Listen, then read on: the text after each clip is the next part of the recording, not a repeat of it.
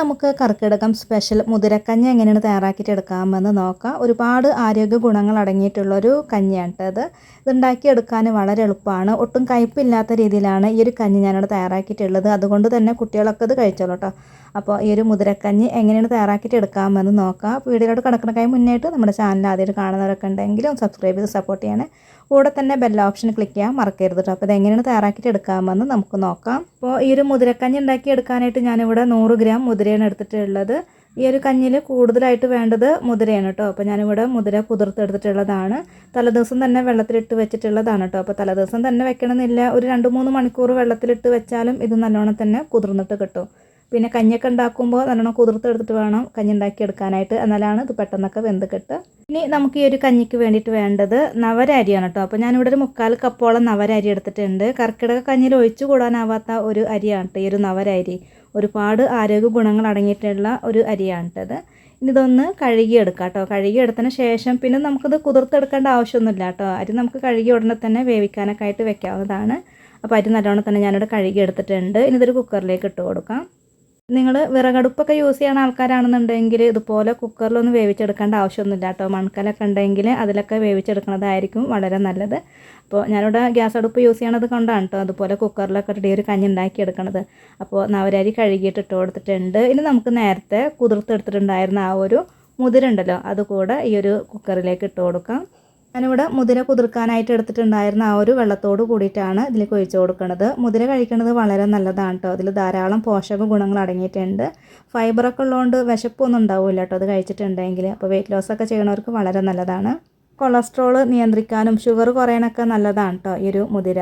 പിന്നെ മുതിര ചൂടായതുകൊണ്ട് ഒരുപാട് കഴിക്കൊന്നും വേണ്ട, മിതമായിട്ടുള്ള അളവിലൊക്കെ കഴിക്കുകയാണെന്നുണ്ടെങ്കിൽ വളരെ നല്ലതാണ്. ഇതിലേക്ക് ഞാൻ 1/4 ടീസ്പൂൺ ഉലുവയാണ് ഇട്ട് കൊടുക്കുന്നത്. ഉലുവ നിങ്ങൾക്ക് 1 ടേബിൾ സ്പൂൺ അളവിലൊക്കെ ചേർത്ത് കൊടുക്കാം കേട്ടോ. ഞാനിപ്പോൾ ഇവിടെ കുട്ടികളൊക്കെ കഴിക്കണതുകൊണ്ട് 1/4 ടീസ്പൂൺ മാത്രമാണ് കേട്ടോ ചേർക്കുന്നത്. അപ്പോൾ അങ്ങനെ ആകുമ്പോൾ അധികം കയ്പ്പൊന്നും ഉണ്ടാവില്ല. അപ്പോൾ നിങ്ങൾക്ക് അധികം കയ്പ്പൊന്നും വേണ്ടെങ്കിൽ 1/4 ടീസ്പൂൺ മാത്രം ചേർത്ത് കൊടുത്താൽ മതി. ഇത് കുറച്ച് കല്ലുപ്പാണ് കേട്ടോ ചേർക്കണത്. ഉപ്പ് പിന്നീട് നോക്കിയിട്ട് കുറവാണെങ്കിലൊക്കെ ചേർത്ത് കൊടുക്കുക. അപ്പോൾ ഞാൻ കുറച്ച് ഇട്ട് കൊടുത്തിട്ടുണ്ട്. അതിന് ശേഷം ഇതൊന്ന് വേവാനായിട്ടുള്ള വെള്ളം കൂടെ ഒഴിച്ച് കൊടുക്കുക. എന്നിട്ട് എല്ലാം കൂടെ ഒന്ന് മിക്സ് ചെയ്ത് കൊടുത്തതിന് ശേഷം കുക്കർ അടച്ചിട്ട് ഒരു 6 വിസിൽ വരുന്നത് വരയ്ക്ക് ഇതൊന്ന് വേവിച്ചെടുക്കുക. അപ്പോൾ നിങ്ങളുടെ കുക്കറിൽ എത്രത്തോണ്ട് വിസിൽ വെച്ചാലാണ് വെന്ത് വരെ ആ ഒരു കണക്കിന് ഇത് വേവിച്ചെടുത്താൽ മതി. വെള്ളം ഒഴിച്ച് കൊടുക്കുമ്പോൾ പാകത്തിന് തന്നെ ഒഴിച്ച് കൊടുക്കുക കേട്ടോ. കൂടി പോയിട്ടുണ്ടെങ്കിൽ വെള്ളമൊക്കെ ഇങ്ങനെ പുറത്തേക്കാവും. പിന്നെ കുറഞ്ഞു പോയിട്ടുണ്ടെങ്കിൽ അടുക്കി പിടിക്കാനൊക്കെ ഉള്ള ചാൻസ് ഉണ്ട്. അപ്പോൾ അത് വെന്ത് വരട്ടെ. ആ ഒരു സമയം കൊണ്ട് നമുക്കിതിന് വേണ്ടിയിട്ടുള്ള ഒരു അരപ്പ് റെഡിയാക്കിയിട്ട് എടുക്കാം. ഇവിടെ അരമുറി തേങ്ങ ചിരകിയത് എടുത്തിട്ടുണ്ട്. ഇതിലേക്ക് ചെറിയൊരു പിടിയോളം ചെറിയ ഉള്ളിയാണ് ചേർക്കുന്നത്. പിന്നെ വെളുത്തുള്ളി ചേർക്കണമെങ്കിൽ ഒരു 2 അല്ലിയൊക്കെ ചേർക്കട്ടെ. ഞാനിപ്പോൾ ഇവിടെ വെളുത്തുള്ളി ചേർക്കണില്ല. ഇനി 1/4 ടീസ്പൂൺ ചെറിയ ജീരകം കൂടെ ചേർത്ത് കൊടുത്തതിന് ശേഷം ഇത് അരയ്ക്കാനായിട്ടുള്ള വെള്ളം കൂടെ ഒഴിച്ച് കൊടുത്തിട്ട് നന്നായിട്ട് അരച്ചെടുക്കാം. അപ്പോൾ ഞാനിവിടെ നല്ലോണം തന്നെ അരച്ചെടുത്തിട്ടുണ്ട് കേട്ടോ. ഇതൊന്ന് മാറ്റി വയ്ക്കാം. ഇനി നമ്മൾ നേരത്തെ വേവിക്കാൻ വെച്ചിട്ടുള്ളത് എടുക്കാം കേട്ടോ. നല്ലോണം തന്നെ വെന്ത് കിട്ടിയിട്ടുണ്ട്. വെള്ളമൊക്കെ ഒഴിച്ച് കൊടുത്തത് പാകത്തിന് തന്നെ ഉണ്ട് കേട്ടോ. അപ്പോൾ ഒരു തവി വെച്ചിട്ട് നന്നായിട്ട് ഒന്ന് ഉടച്ചെടുക്കുക. അതിന് ശേഷം പിന്നെ നമുക്കിതിലേക്ക് നമ്മൾ അരച്ചെടുത്തിട്ടുണ്ടായിരുന്ന ആ ഒരു തേങ്ങയുടെ അരപ്പുണ്ടല്ലോ അതുകൂടെ ഒഴിച്ച് കൊടുത്തിട്ട് എല്ലാം കൂടെ മിക്സ് ചെയ്തെടുത്തിട്ട് പിന്നെ നമുക്കിത് അടുപ്പത്ത് വെച്ചിട്ടൊന്ന് ചൂടാക്കിയെടുക്കാം കേട്ടോ. ഒരുപാട് തിളയ്ക്കേണ്ട, നന്നായിട്ടൊന്ന് ചൂടാക്കിയെടുക്കാം.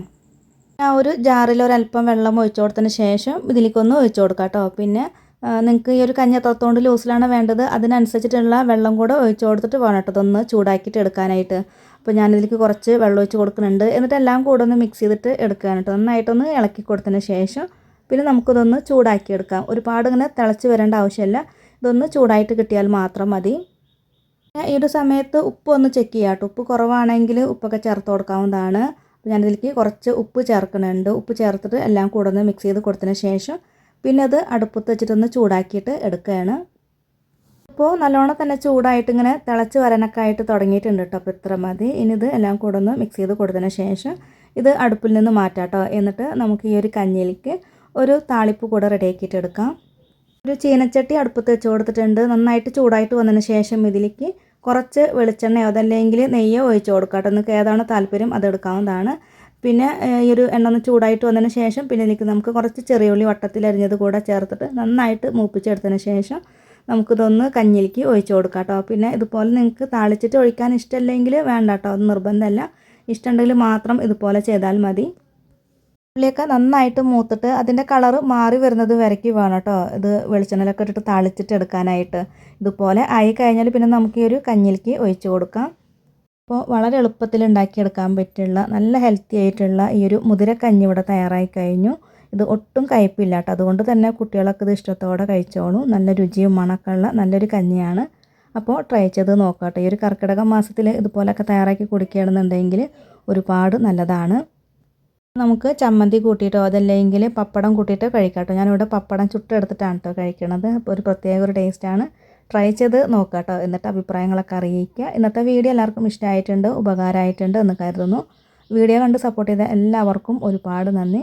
പിന്നെ നമ്മുടെ ചാനലൊന്ന് സപ്പോർട്ട് ചെയ്യാം കേട്ടോ. പിന്നെ അടുത്ത നല്ലൊരു റെസിപ്പി വീഡിയോ ആയിട്ട് വീണ്ടും കാണാം.